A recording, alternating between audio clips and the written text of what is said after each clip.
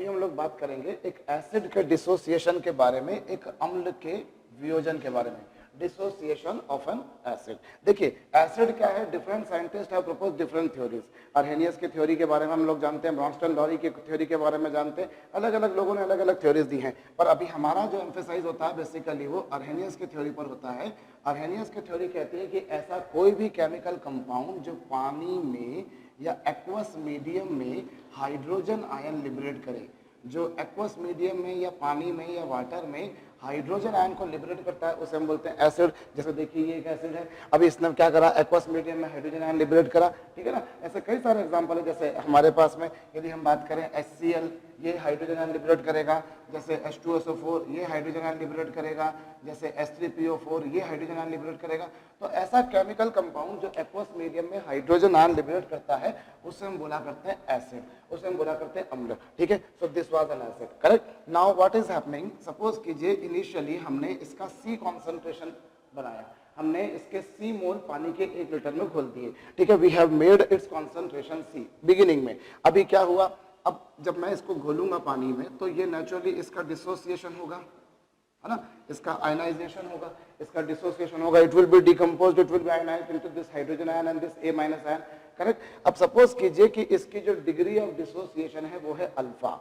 अगर degree of dissociation है alpha, इसका मतलब क्या, 1 मोल लेने पर उसमें से अल्फा मोल टूट गए, है ना। यदि मैं मान लूं कि इसकी डिग्री ऑफ डिसोसिएशन अल्फा है तो इसका मतलब ये होगा कि 1 मोल लेने पर अल्फा मोल डिसोसिएट हो गए। भाई डिग्री ऑफ डिसोसिएशन का मतलब ही क्या होता है, 1 मोल लेने पर कितने मोल डिसोसिएट हुए, उसे आप डिग्री ऑफ डिसोसिएशन कहते हैं, है ना। तो 1 मोल लेने पर अगर अल्फा मोल टूटे तो C मोल लेने पर कितने टूटेंगे, नेचुरली C अल्फा, है ना। भाई 1 मोल लेने पर अल्फा मोलों का डिसोसिएशन हो रहा है, then on taking C moles C alpha mole will be dissociated, correct. अब अगर इसमें से C अल्फा डिसोसिएट हो गए तो बचेंगे कितने, भाई C लिए थे उसमें से C अल्फा डिसोसिएट हो गए तो बचे कितने, C minus C alpha, correct. मैं फिर समझा देता हूं, देखिए अल्फा जो है it is the degree of dissociation. 1 मोल लेने पर अल्फा मोल टूटे तो नेचुरल बात है C मोल लेने पर C अल्फा टूट जाएंगे। अच्छा अब C लिए थे उसमें से C अल्फा टूट गए तो फिर रिमेनिंग कितने, C alpha, C minus C alpha, correct. अब यहाँ पर देखिए, यहाँ पर जितने भी आपको कंपाउंड दिख रहे हैं, you can C stoichiometric coefficient of each of them is 1। इसका भी स्टाइकियोमेट्रिक कोफिशिएंट 1 है, इसका भी 1 है, इसका भी 1 है, अर्थात कि इसका 1 मोल टूटने पर इन दोनों के 1-1 मोल बनते हैं, करेक्ट। अगर स्टाइकियोमेट्रिक कोफिशिएंट है इसका मतलब यह है कि 1 mole of Ha gives 1 mole of hydrogen ion and 1 mole of A- ion. So यहाँ पर कितने मोल टूटे, C अल्फा मोल टूटे, तो जब C अल्फा टूटेंगे तो इसके कितने बनेंगे, C अल्फा, और इसके भी कितने बनेंगे, C अल्फा, करेक्ट। भाई 1 मोल लेने, इसका 1 मोल टूटने पर इन दोनों के 1-1 मोल बनते हैं, तो जब इसके C अल्फा टूटेंगे तो इन दोनों के कितने बनेंगे, C alpha into C alpha, correct. ये हो गया, साइकोमेट्री से हमें ये मालूम पड़ जाता है ना। भाई हमने क्या करा है, डिग्री ऑफ डिसोसिएशन अल्फा मानी है, तो 1 मोल लेने पर अल्फा टूटे थे तो C मोल लेने पर C अल्फा टूटे थे, तो इसके C अल्फा टूटे तो इन दोनों के C अल्फा बन गए, ठीक है। अब जैसे आप इक्विलिब्रियम कांस्टेंट का एक्सप्रेशन लिखते हैं, बिल्कुल वैसे ही हम यहाँ पर एक दूसरा कांस्टेंट लिखें और जरा देखें कि वो क्या है। इक्विलिब्रियम कांस्टेंट जो है वो क्या होता है, न्यूमरेटर में we used to write the concentration of products. Numerator में हम किसका कॉन्सेंट्रेशन लिखेंगे, प्रोडक्ट्स का। प्रोडक्ट्स में कौन है, H प्लस और A माइनस, और डिनोमिनेटर में कौन है, डिनोमिनेटर में we people can see it is concentration of this acid, correct. So this is the concentration of hydrogen ion, this is that of A minus ion, and this is the concentration of Ha, correct. ये आ गया। अब ये जो है equilibrium constant का expression हम जानते हैं, लेकिन specifically it is the dissociation of an acid. क्योंकि ये स्पेसिफिकली एक एसिड का डिसोसिएशन है, इट इज व्हाई इसे हम यहाँ पर लिखते हैं Ka। एज सच आप जानते हैं इक्विलिब्रियम कांस्टेंट जो होता है it is denoted by symbol Kc, correct. Equilibrium constant in terms of concentration, but here this is the dissociation of an acid, so we people can say this is acid dissociation। ये क्या होगा, ये क्या कहलाएगा, इसे हम कहेंगे acid dissociation constant। इसे आप नाम देंगे acid dissociation constant, अम्ल वियोजन स्थिरांक, correct. This is acid dissociation constant Ka। अच्छा क्या होगा Ka, यदि आप यहाँ पर ध्यान दें तो क्या होगा भाई, हाइड्रोजन आयन का कॉन्सेंट्रेशन कितना है इक्विलिब्रियम के बाद, you can see C alpha. What is the concentration of A minus ion, it is also C alpha. What is the concentration of Ha, this is C minus C alpha. Okay, H plus का concentration इतना, A minus का इतना, और as far as HA is concern that is C minus C alpha. अभी आप numerator को जरा देखें तो वो हो चुका है C square alpha square. This is C into C would become C square alpha into alpha would give us C alpha square, and we can take this C common in the denominator. मैंने इसमें से common निकाल दिया। अभी मैं अगर देखूं तो ये C से C क्या हो जाएगा, कैंसिल हो जाएगा। So you people will be getting C alpha square upon 1 minus alpha. So this is the expression for acid dissociation constant, where C क्या है यहाँ पर, C यहाँ पर जो है it was the concentration of acid. What concentration of acid you have taken initially? बिल्कुल शुरुआत में T goes to 0 पे आपने जो concentration लिया था वो, और जो अल्फा है वो क्या है यहाँ पर, DOD degree of dissociation, correct. ये थी हमारे पास में, है ना। अब यदि यहाँ पर जरा ध्यान दीजिए, हम यहाँ पर दूसरी काम की बात करते हैं। यदि एसिड बहुत ही वीक हो, if acid is very weak, यदि कोई एसिड ऐसा लिया हमने जो बहुत ही वीक हो, जैसे एग्जांपल के तौर पर बताता हूं, फॉर एग्जांपल हम बात करें हाइड्रोजन साइनाइड की, it is a very weak acid, correct. Like if I take an example of acetic acid, it is also a very weak acid. This is most popularly used weak acid. Okay, HCN ले लिया आपने, acetic acid ले लिया, या आपने carbonic acid ले लिया, ये सब कौन से एसिड है, these are weak acids, correct. So अगर मैंने कोई बहुत ही वीक एसिड लिया तो उसका तात्पर्य क्या होगा, देखिए अगर कोई एसिड आपके पास में बहुत ही वीक है, बहुत ही दुर्बल है, तो इसका मतलब ये होगा कि उसका डिसोसिएशन बहुत ही कम हो रहा है, करेक्ट। अगर कोई एसिड बहुत ही वीक है तो उसका मतलब ये हो गया कि उसका जो डिसोसिएशन है, उसका जो वियोजन है वो काफी कम हो रहा है, ठीक है। अब अगर काफी कम हो रहा है इसका मतलब क्या, हमने सपोज कीजिए उसके 100 मोल पानी में घोले तो उसका 1-8 मोल पानी में टूट गया, हमने उसके 500 मोल घोले उसके 2-3 मोल पानी में टूट गए, तो बहुत ही वीक एसिड है। जैसे अगर क्या होता है, अगर आप कोई स्ट्रॉन्ग एसिड लें, स्ट्रॉन्ग एसिड जैसे HCl, जैसे H2SO4, these are strong acid, इनकी विशेषता क्या होती है, इनको जितना पानी मिलाते हो लगभग पूरे के पूरे डिसोसिएट हो जाते हैं। How much amount of water you dissolve into water, that is completely ionize, पूरी तरह से वो आयनाइज हो जाते हैं। But these are the example which are weak acids. अब इनमें क्या होता है, आप 1 मोल घोलोगे हार्डली 0.01 मोल टूटे, समझे। आप जैसे घोलोगे तो हो सकता है कि 1 मोल घोलने पर केवल इतने मोल ही टूट रहे हैं, 1 मोल घोला आपने तो 0.002 मोल्स पानी में टूटे, बहुत ही अल्प मात्रा में, बहुत ही कम मात्रा में डिसोसिएशन होगा। तो अगर एसिड बहुत ही वीक है तो उसका मतलब ये हो गया कि अल्फा की वैल्यू 1 से काफी कम है, अल्फा की वैल्यू 1 से काफी कम है। If acid is very weak, यदि अम्ल काफी दुर्बल है तो उस सिचुएशन का तात्पर्य ये हो गया कि अल्फा की वैल्यू 1 से काफी कम है। क्या मतलब इसका, कि ये देखिए बहुत छोटा है, ये देखिए बहुत छोटा है ना। अब अगर अल्फा की वैल्यू 1 से काफी कम रही तो नेचुरल सी बात है 1 में से मैं अल्फा को माइनस करूंगा तो अप्रोक्सीमेटली कितना आएगा, वो 1 ही आएगा। मैंने अगर 1 से बहुत छोटी क्वांटिटी को 1 में से माइनस किया तो वो लगभग 1 आएगा। कैसे, देखिए एग्जांपल के तौर पे यदि मैं 1 में से, जैसे मैंने मान लीजिए अल्फा की वैल्यू 0.01 मानी, अब मैं 1 में से अगर 0.01 माइनस करूंगा तो आएगा 0.99 आया। ऑफ कोर्स वो 1 से कम आया लेकिन it is very close to 1, वो काफी 1 के काफी क्लोज है, करेक्ट। माइनस करूं तो क्या होगा, उस सिचुएशन में you people will find it is 0.998, बहुत ही कम है ना। तो बहुत ही छोटी क्वांटिटीज को मैं, अब ये आया 0.998 लेकिन ये 0.99 हो या 0.998 हो, ये अप्रोक्सीमेटली कितने, ये अप्रोक्सीमेटली 1 ही है। तो these values are very much close to 1, है ना। तो अगर क्या करते हैं, अगर एसिड को हम वीक, और ना केवल वीक बल्कि हम ये कह रहे हैं कि वेरी वीक, बहुत ही दुर्बल अम्ल है, if it is a very weak acid like this okay। so तुम पाओगे कि 1 में से अल्फा को माइनस करने पर of course 1 से छोटी क्वांटिटी आएगी as you can see here but that will be highly close to 1 के काफी क्लोज होगी। so 1 minus alpha could be written as 1।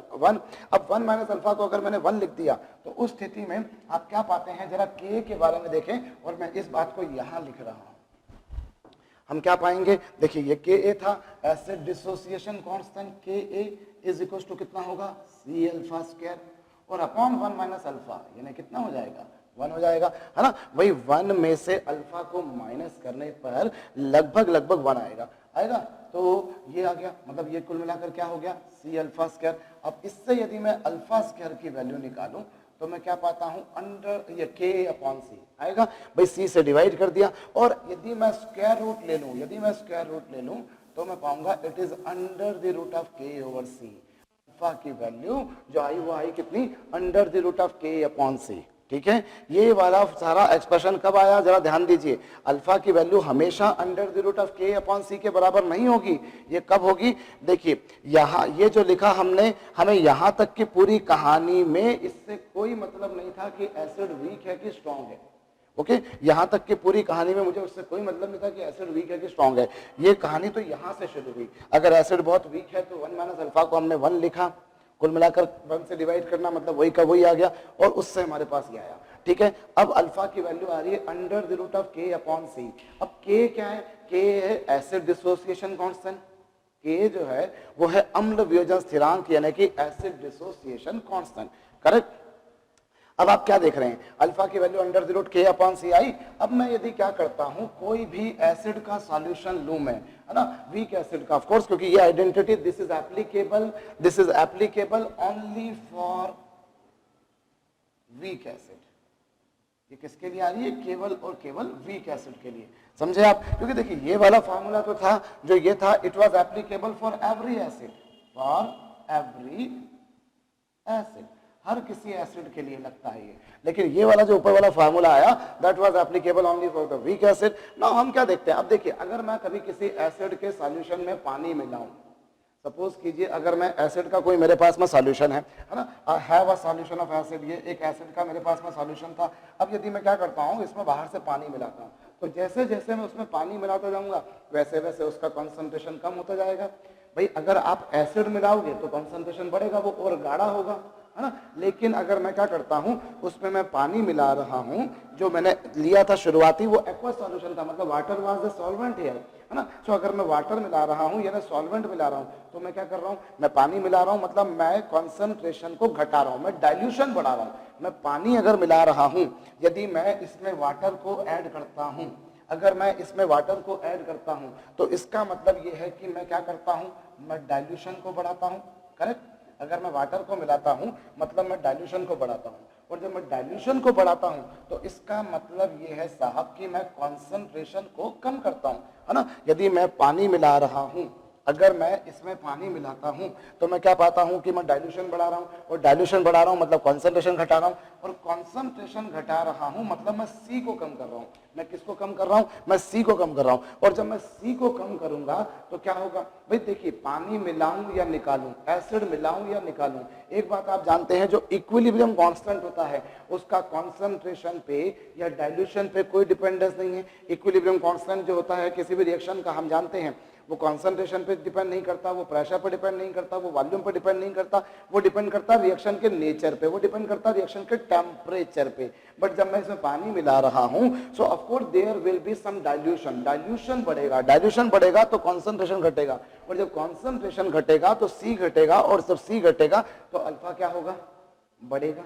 Correct. भाई ये डिनोमिनेटर में आया, क्योंकि इस K में तो कोई चेंज नहीं आना, तो C के कम होते होते अल्फा की वैल्यू बढ़ेगी। तो हम देख सकते हैं कि जैसे जैसे हम C कम कर रहे हैं वैसे वैसे अल्फा की वैल्यू क्या हो रही है, बढ़ती जा रही है। अल्फा की वैल्यू जो है बच्चों वो क्या हो रही है, बढ़ रही है। करेक्ट। अल्फा की वैल्यू बढ़ती जा रही है, मतलब डिग्री ऑफ डिसोसिएशन बढ़ती जा रही है। और क्या होगा, जब मैं बहुत ज्यादा पानी मिला दूंगा, बहुत ज्यादा मतलब इनफाइनाइटली पानी मिला दूंगा, इनफाइनाइट पानी मिला दूंगा, या यूं कहूं कि मैं जीरो कॉन्सेंट्रेशन कर दूंगा, समझे, तो तब अल्फा की वैल्यू बढ़कर मैक्सिमम हो जाएगी। भाई आप C को कम करते जाएंगे अल्फा बढ़ता जाएगा, आप C कम करते जाइए अल्फा बढ़ रहा है, C कम करते जाइए अल्फा बढ़ रहा है, C कम करते जाइए अल्फा बढ़ रहा है। अब अल्फा की वैल्यू मैक्सिमम से मैक्सिमम कितनी हो सकती है, भाई ये जरा विचार करने तथ्य है कि हम अल्फा की वैल्यू मैक्सिमम से मैक्सिमम कितनी हो सकती है, तो भाई अल्फा की मैक्सिमम से मैक्सिमम वैल्यू हो सकती है 1।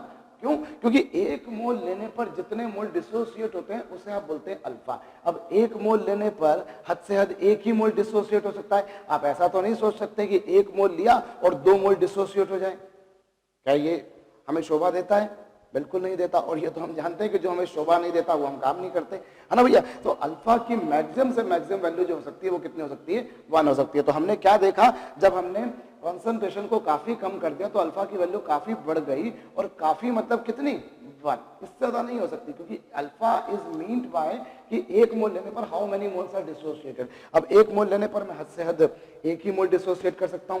तो इनफाइनाइटली डाइल्यूशन पर, जब बहुत ज्यादा पानी मिला दिया गया, तो इनफाइनाइटली डाइल्यूशन पर अल्फा की वैल्यू बढ़कर कितनी हो जाएगी, 1 हो जाएगी। और ये जो पूरी कहानी मैंने आपको आखिरी में सुनाई, ये जो पूरी कहानी मैंने आपको आखिरी में सुनाई बच्चों, इससे हम बहुत इंपॉर्टेंट नाम यहां पर दिया जाता है, उसे हम बोला करते हैं, यहां पर मैं लिख रहा हूं, इसे हम बोला करते हैं ओस्टवाल्ड्स dilution law.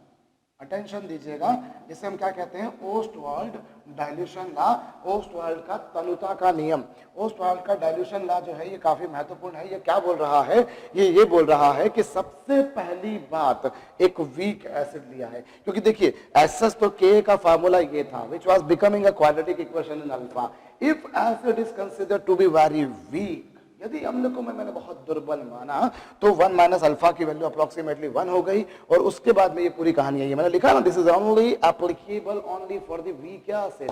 So what we are seeing here कि जैसे जैसे हम कभी किसी वीक एसिड के सॉल्यूशन में पानी मिलाएंगे, मतलब उसका डाइल्यूशन बढ़ाएंगे, मतलब उसका कॉन्सेंट्रेशन घटाएंगे, मतलब उसका सी घटाएंगे, तो जब डिनोमिनेटर घटेगा तो भैया अल्फा की वैल्यू बढ़ती जाएगी और इनफाइनाइट डाइल्यूशन पर अल्फा की वैल्यू मैक्सिमम हो जाएगी। जब आपने कंसंट्रेशन को मिनिमम कर दिया, सी को मिनिमम कर दिया, तो अल्फा की वैल्यू मैक्सिमम हो गई और अल्फा की मैक्सिमम से मैक्सिमम वैल्यू होती है 1। सो इनफाइनाइट डाइल्यूशन पर पूरा का पूरा डिसोसिएशन हो जाएगा। अभी अल्फा की वैल्यू 1, मतलब एक मोल लेने पर एक का एक मोल डिसोसिएट हो गया, मतलब वो पूरी तरह से आयनाइज हो गया। तो इसे हम बोलते हैं ओस्टवाल्ड का डाइल्यूशन लॉ, जो क्या बोलता है कि when in the solution of any weak acid dilution is done, जैसे जैसे हम उसका डाइल्यूशन करेंगे, it's degree of dissociation is increased and eight infinite dilution it's DoD, that is degree of dissociation, becomes 1। इसे हम कहते हैं ओस्टवाल्ड डाइल्यूशन लॉ। मैं फिर कह रहा हूं, it is applicable only for weak acid, के मेंशन करना जरूरी है हमारे को जब भी हम ओस्टवाल्ड डाइल्यूशन लॉ लिखते हैं। तो Ostwald dilution law states whenever in the solution of a weak acid dilution is done or dilution is made, then its degree of dissociation is increased and at infinite dilution its DOD becomes 1 and this is known as Ostwald dilution law। ठीक है, तो ये हमारे पास में था। अच्छा चलिए, अभी हमने ये जो बात करी एसिड के डिसोसिएशन के बारे में, इससे लगे हाथों में आपको दो बातें और काम की बात बताता हूं। देखिए, कोई भी दो एसिड की अगर मुझे स्ट्रेंथ को कंपेयर करना है, सपोज कीजिए कोई दो एसिड है मेरे पास में, और दो एसिड है मेरे पास में जिनकी डिग्री ऑफ डिसोसिएशन कितनी है, एक की है अल्फा 1 और एक की है अल्फा 2। ओके, मेरे पास में दो एसिड्स हैं, एक की डिग्री ऑफ डिसोसिएशन कितनी है अल्फा 1 और एक की कितनी है अल्फा 2। तो इनकी जो रिलेटिव स्ट्रेंथ है, इनकी कौन सी स्ट्रेंथ, रिलेटिव स्ट्रेंथ, अपेक्षिक प्रबलता। हमसे अगर कोई ये पूछता है कि एसिड नंबर 1 एसिड नंबर 2 से कितना स्ट्रांग है, how many times acid 1 is stronger than acid 2, acid 1 acid 2 से कितना स्ट्रॉन्गर है, then we will say it is alpha 1 upon alpha 2। Alpha 1 is the degree of dissociation of acid 1, alpha 2 is the degree of acid degree of dissociation of acid 2। So अगर मुझसे कोई पूछता है कि acid number 1 acid number 2 से कितना strong है, then I will say it is alpha 1 over alpha 2। Okay, ये आ गया करेक्ट। अब अगर मान लीजिए अगर हमें अल्फा के टर्म्स में काम नहीं करना हो, हमें के के टर्म्स में काम करना हो, तो हम क्या करते हैं, हमने जो दो एसिड लिए थे भाई, एक एसिड लिया था मैंने HA1 कोई 1 नंबर का एसिड और दूसरा एसिड लिया था मैंने HA2 यानी कि दूसरे नंबर का एसिड। ओके, मैंने एसिड नंबर 1 लिया और एसिड नंबर 2 लिया। अब मुझे इन दोनों के रिलेटिव स्ट्रेंथ को कंपेयर करना है, तो वो मैंने बताया अल्फा 1 अपॉन अल्फा 2। ठीक है, और अल्फा की वैल्यू अगर वो दोनों वीक एसिड हैं तो हम क्या लगा सकते हैं, Ka1 ओवर C, और दूसरे के लिए क्या लिख सकते हैं, Ka2 ओवर C। ठीक है, देखिए हमने क्या करा, सिंप्लिसिटी के लिए, सहूलियत के लिए हमने दोनों के जो कॉन्सेंट्रेशंस हैं, दोनों के जो सांद्रण हैं, उन दोनों को हमने सेम ले लिया, ये भी C ये भी C, करेक्ट। और इसका डिसोसिएशन कांस्टेंट कितना, K1, इसका डिसोसिएशन कांस्टेंट कितना, K2। Now we can cancel them and on solving this would get us under the root of K1 over K2। ठीक है, so this is another formula for determination of relative strength of two acid. अगर मुझे दो acid की strength को compare करना है तो ये हमारे पास में एक और फार्मूला आ गया। वही बात, वही घिसी पिटी सी बात, अगर हमसे ये कहा जाए कि एसिड नंबर 1 एसिड नंबर 2 से कितना स्ट्रॉन्ग है, then I say it is strong. कितना स्ट्रॉन्ग होगा वो, under the root of Ka1 upon Ka2। ठीक है, ये हो गया। और मैं लगे हाथों आपको यहाँ पर दो काम की और बातें बताता हूं। कोई भी एसिड कितना स्ट्रांग होगा वो हम उसके के को देखकर पहचान सकते हैं। ध्यान दीजिए, एसिड जितना स्ट्रांग होगा, स्ट्रॉन्गर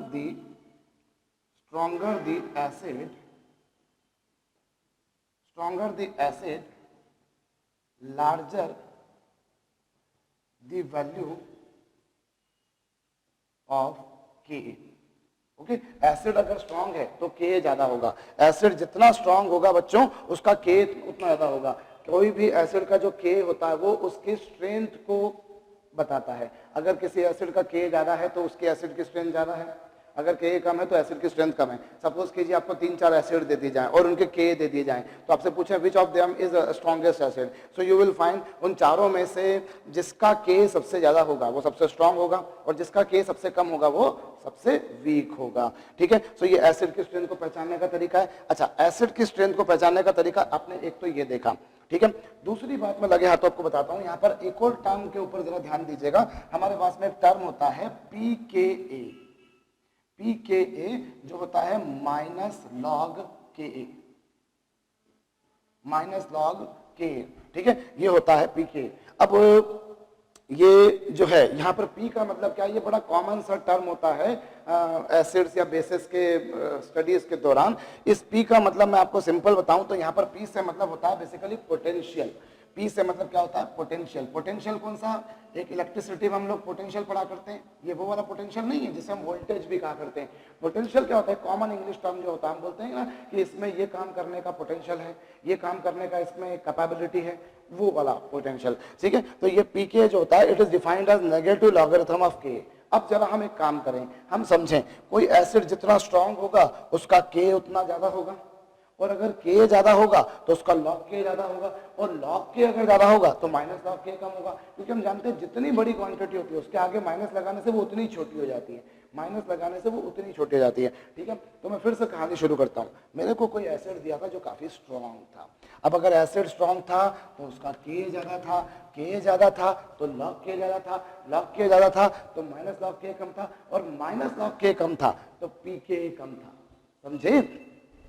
तो एसिड अगर स्ट्रॉन्ग है तो फिर बोल रहा हूं K ज्यादा होगा, या उल्टा बोलूं अगर K ज्यादा होगा तो एसिड स्ट्रॉन्ग होगा। ओके, अब अगर सपोज कीजिए कोई एसिड स्ट्रॉन्ग है तो K की वैल्यू ज्यादा है, K की वैल्यू ज्यादा है तो log K की वैल्यू ज्यादा है, log K की वैल्यू ज्यादा है तो माइनस log K की वैल्यू कम है, और माइनस log K की वैल्यू कम है तो pK की वैल्यू कम है। मतलब कुल मिलाकर ये हो गया कि अगर एसिड स्ट्रॉन्ग है तो उसका K ज्यादा होगा और उसका जो pKa होगा वो क्या होगा, कम होगा। सो एसिड स्ट्रॉन्ग होता है तो pK कम होता है, और एसिड वीक होता है तो pK ज्यादा होता है। समझे आप? अगर कोई एसिड स्ट्रॉन्ग है तो उसका K ज्यादा, एसिड वीक है तो उसका K कम, एसिड स्ट्रॉन्ग है तो उसका pK कम, और एसिड अगर वीक है तो उसका pK ज्यादा। ठीक है, तो फिर बता रहा हूं, कोई भी दो एसिड्स की स्ट्रेंथ को कंपेयर करना हो, suppose I want to determine that acid 1 is how many times stronger than acid 2, then I say it is alpha 1 over alpha 2।